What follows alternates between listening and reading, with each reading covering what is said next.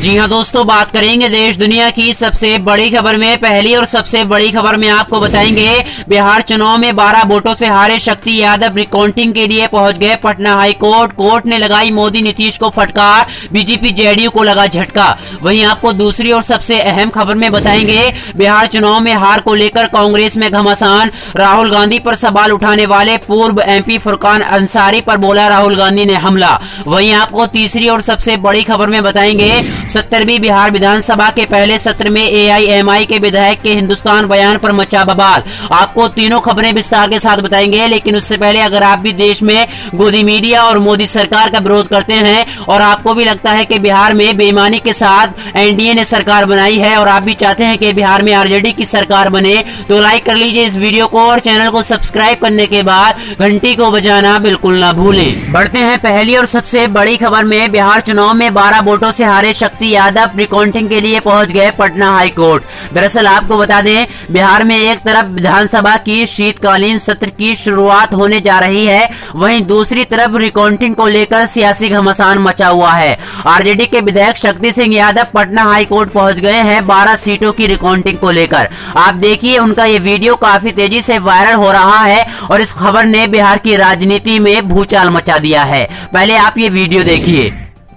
बिहार में एक तरफ विधानसभा सत्र की शुरुआत होने जा रही है, दूसरी तरफ रिकाउंटिंग को लेकर सियासी घमासान मचा हुआ है। महागठबंधन के नेता अब मसले को लेकर कोर्ट जाने का फैसला कर रहे हैं।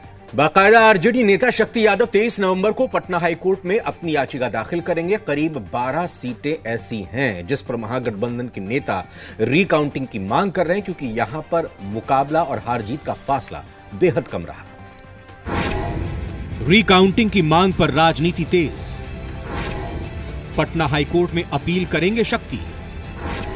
करीब 12 सीटों पर रिकाउंटिंग की मांग। एक तरफ सत्र की तैयारी है तो दूसरी ओर कोर्ट की लड़ाई लड़ने की तैयारी। वोटों की फिर से गिनती की मांग को लेकर आरजेडी दिग्गज पटना हाईकोर्ट का रुख करने वाले हैं। 23 नवंबर को अपनी याचिका कोर्ट में देंगे। मिसाल पेश होनी चाहिए देश के अंदर जुडिशरी के माध्यम से, कि ताकि आने वाले कल में कोई भी अधिकारी इस तरह के काम करने से परहेज। हम सोमवार को 23 तारीख को हम उच्च न्यायालय में पिटीशन दायर करेंगे।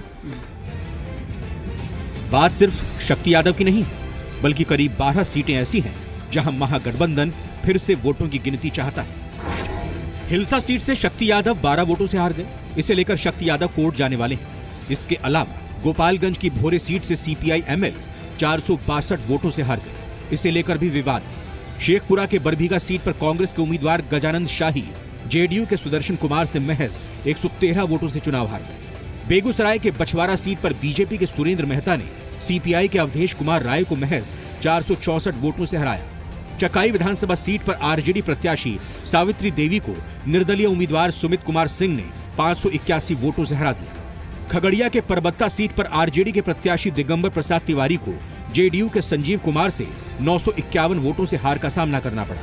मुंगेर विधानसभा सीट पर बीजेपी के प्रत्याशी प्रणव कुमार ने आरजेडी उम्मीदवार अविनाश कुमार विद्यार्थी को 1244 वोटों से हराया। सकरा विधानसभा सीट पर कांग्रेस के उमेश कुमार राम को जेडीयू के अशोक कुमार ने 1537 मतों से चुनाव हरा दिया। सहरसा जिले की महिषी सीट पर जेडीयू के गंजेश्वर शाह ने आरजेडी के उम्मीदवार गौतम कृष्णा को 630 वोटों से हराया। झाझा विधानसभा सीट पर आरजेडी के राजेंद्र प्रसाद को जेडीयू के दामोदर रावत ने 1679 मतों से हराया।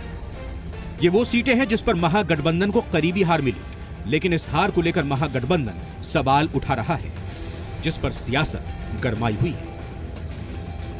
और स्वाभाविक है, राष्ट्रीय जनता दल को विशेषाधिकार है, चूंकि इनको जमानत लेना, मुकदमा झेलना, जेल में रहना, ये सब तो स्वाभाविक संस्कार है।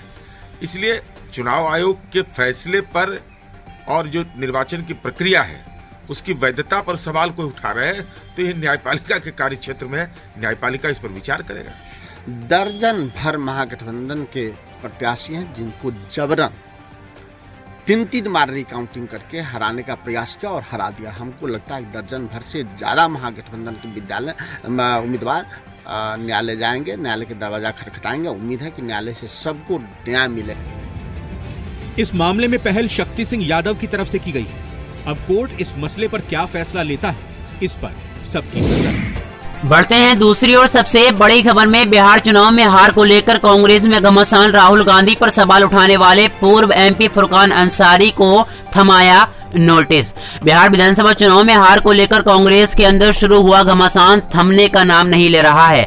पार्टी से अंतुष्ट नेता जहां हार को आधार बनाकर पार्टी नेतृत्व पर निशाना साध रहे हैं, वहीं पार्टी से सख्त रूख अपमान शुरू कर दिया है। पार्टी के पूर्व अध्यक्ष राहुल गांधी पर सवाल उठाने वाले पूर्व सांसद फुरकान अंसारी को कारण बताओ नोटिस जारी कर जवाब मांगा है। वहीं आपको बता दें, झारखंड प्रभारी आरपीएन सिंह ने कहा कि फुरकान अंसारी को 7 दिन के अंतर इस्तीफे कारण दोनों के लिए कहा गया है। इसी को लेकर झारखंड प्रभारी आरपीएन सिंह ने कहा कि फुरकान अंसारी के 7 दिन में उनको एक नोटिस जारी कर दिया जाएगा। उसी को लेकर दूसरे नेताओं को भी नोटिस देने का रास्ता खुल जाएगा। कांग्रेस के अंदर एक बड़ा तबका शुरू होने जा रहा है। दरअसल पार्टी अध्यक्ष सोनिया गांधी को पत्र लिखने वाले 23 अंतुष्ट नेताओं के खिलाफ कार्रवाई की मांग करते रहे हैं। इस पत्र के बाद सीडब्ल्यूसी की बैठक में भी मांग थी, लेकिन उस वक्त पार्टी अध्यक्ष ने पुरानी बातों को भुलाकर आगे बढ़ाने की नसीहत दे दी।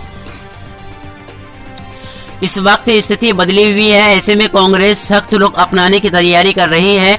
पार्टी के एक वरिष्ठ नेता ने कहा कि अनुशासन के नियम सभी के लिए समान है। फुरकान अंसारी को कारण बताओ नोटिस जारी करने के बाद दूसरे नेताओं के खिलाफ भी कार्रवाई की मांग उठेगी। पार्टी ने अभी तक किसी अंतुष्ट नेता के खिलाफ कोई कार्रवाई नहीं की है। अंसारी को नोटिस के बाद हो सकता है वो कह दे कि ऐसा करना जरूरी नहीं है, क्योंकि नए अध्यक्ष के चुनाव के लिए प्रक्रिया शुरू हो चुकी है। जल्द चुनाव कार्यक्रम का ऐलान कर दिया जाएगा। इस बीच पार्टी का अंतुष्ट गुट भी चुप्पी साधने को तैयार नहीं है। वहीं आपको बता दें, कई तरह से हो रहे हमलों के बीच पूर्व केंद्रीय मंत्री कपिल सिब्बल के करीबियों ने कहा कि पार्टी नहीं चाहती है कि वो प्रचार करे। चुनाव प्रचार में G23 समूह में शामिल ज्यादातर नेताओं को प्रचार से दूर रखा गया है। दरअसल लोकसभा में संसदीय दल के नेता अधीर रंजन चौधरी ने कहा था कि हार पर सवाल पूछने वाले नेता चुनाव प्रचार में क्यों नहीं थे, उन्होंने भी अपनी जिम्मेदारी को निभाना चाहिए था। इसी को लेकर एक बार फिर से बिहार की राजनीति में घमासान मचा हुआ है। बढ़ते हैं तीसरी और सबसे बड़ी खबर में। 17वीं बिहार विधानसभा के पहले सत्र में एआईएमआई के विधायक के हिंदुस्तान बयान पर मचा बवाल। 5 दिवसीय 17वीं बिहार विधानसभा का पहला सत्र शुरू हो गया है। जैसे कि हंगामेदार बैठक होने का आदेश जताया जा रहा था, कुछ ऐसा ही नजारा देखने को मिला। निर्वाचित सदस्यों की शपथ ग्रहण कार्यक्रम शुरू होने से पहले जहां कांग्रेस और वाम दोनों से सदन के बाहर विरोध प्रदर्शन किया, वहीं सदन में एआईएमआई के विधायक के बयान पर मचा बवाल। दरअसल सांसदों के शपथ लेने के दौरान एआईएमआई के विधायक अख्तरुल इमाम ने शपथ लेने के दौरान हिंदुस्तान शब्द बोलने पर अपनी आपत्ति जताई।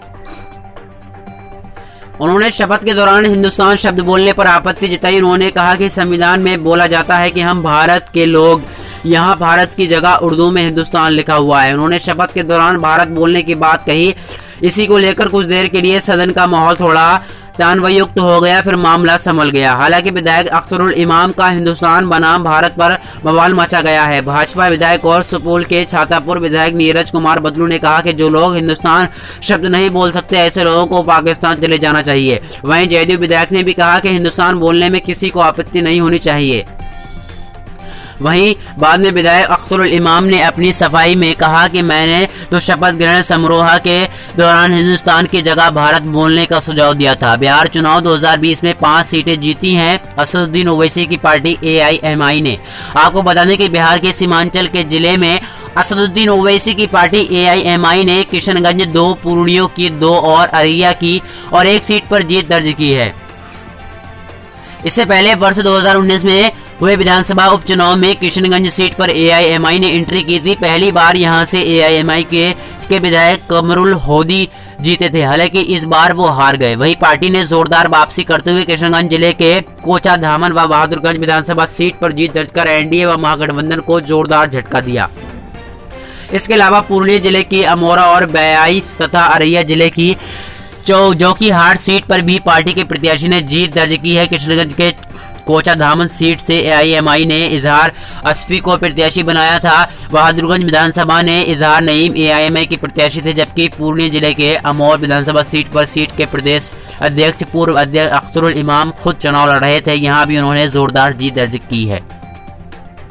पार्टी की सीमांचल में गहरी बैठ का सबूत दिया है। अररिया जिले की जोकीहाट सीट से शहनवाज आलम ने जीत दर्ज की है, वहीं 82 के रकमुद्दीन ने जीत दर्ज की है। तो दोस्तों कैसे लगी ये खबरें, उम्मीद करते हैं आपको ये खबरें पसंद आई होंगी। अगर आपको ये खबरें पसंद आए तो वीडियो को लाइक करें, शेयर करें और हमारे चैनल RM वर्ल्ड को सब्सक्राइब करना बिल्कुल ना भूलें। अगर आपको वीडियो पसंद आए तो अपनी राय वीडियो के नीचे कमेंट बॉक्स में जरूर बताइएगा। तो मिलते हैं एक अगली वीडियो के साथ। ओके बाय, जय हिंद, जय भारत।